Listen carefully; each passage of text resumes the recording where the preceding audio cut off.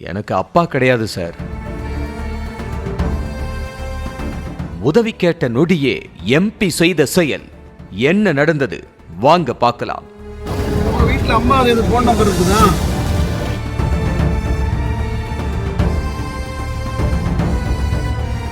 தருமபுரி அடுத்த சோகத்தூர் கூற்றோடு பகுதியைச் சேர்ந்தவர் பாஸ்கர் முருகவள்ளி தம்பதியினுடைய மகன் அன்பரசு. தருமபுரி அதியமான் அரசு ஆண்கள் மேல்நிலை பள்ளியில 9ஆம் வகுப்பு படித்து வர்றாரு. இந்த நிலையில நகர பேருந்து நிலையத்துல பேருந்து ஏறுவதற்காக வந்த மாணவன் அன்பரசு பேருந்து நிலையத்திற்கு நாடாளுமன்ற உறுப்பினர் வழக்கறிஞர் மணி வந்திருந்ததை பார்த்து கார்ல ஏற வந்த எம்பியிடம் மாணவன் அன்பரசன் பேசி தன்னோட அப்பா இறந்துட்ட நிலையில பெற்றோரை இழந்த பிள்ளைகளுக்கு அரசு வழங்கக்கூடிய உதவித்தொகையை எப்படி பெறுறதுன்னு தெரியல சார், அதை வாங்கித்தாங்க அப்படின்னு நாடாளுமன்ற உறுப்பினர் கிட்ட கோரிக்கை வச்சாரு. இத கனிவோடு விசாரிச்ச எம்பி உதவியாளரை அழைச்சி விவரங்களை பெற்று உதவித்தொகை கிடைக்க நடவடிக்கை எடுக்கிறதா உறுதி அளிச்சிருக்கார். உங்க வீட்டுல அம்மா போன் நம்பர் இருக்குதா? போன் நம்பர் தான் இந்த நம்பர்.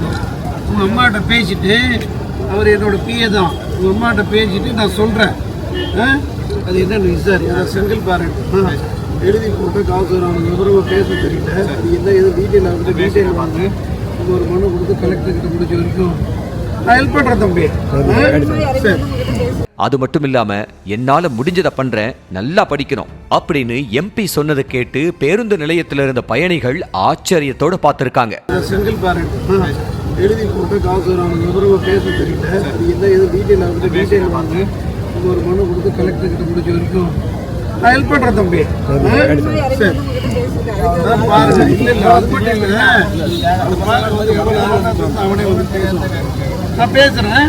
அம்மாட்ட பேசிட்டு அது என்ன பண்ண முடியுமோ முடிஞ்சதை செஞ்சு கொடுக்குறேன். சரியா? சரி, நல்லா படிக்கணும். செய்திகளை உடனுக்குடனும் துல்லியமாகவும் தெரிந்து கொள்ள சப்ஸ்கிரைப் பண்ணுங்க.